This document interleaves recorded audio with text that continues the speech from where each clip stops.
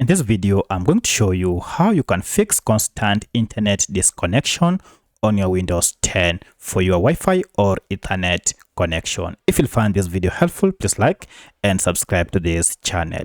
Alright, so if your internet connection keeps on disconnecting on Windows, it's pretty simple. You can just follow these steps. In the first method, we need to go ahead and just get the computer to troubleshoot itself. And for this, just go to your internet. If it is Wi-Fi, it should be here. Just right click on it and then go ahead and click on troubleshoot problem. Now your computer will go ahead and try to diagnose and detect the problem, and it should fix it in most cases. Now this will go ahead and look for all the connections on your computer and try to identify any issue before it fixes it. However, in most cases, this might not offer the needed solution. As you can see, troubleshooting couldn't identify the problem. If this fails, go ahead and close, and then again go and right click on your internet, and this time around choose the second option, open network and internet settings. Now under this, go ahead and choose this option under advanced network settings, choose change adapter options.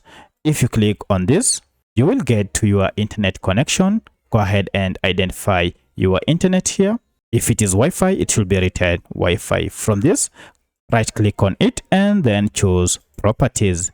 Under properties, go ahead and choose config. And now you have this option for your device status. Go ahead and choose power management and then go ahead and disable, allow the computer to turn off this device to save power. So if you uncheck this, go ahead and click on OK and restart your computer, and this should have fixed your problem.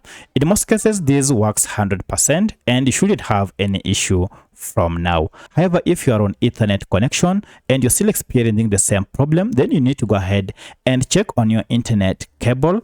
And in most cases, you'll have to replace it because this might be an issue related to internet loss because of damages or minor damages on your Ethernet cable. So by following this, you should be able to fix any of your problem with internet disconnection.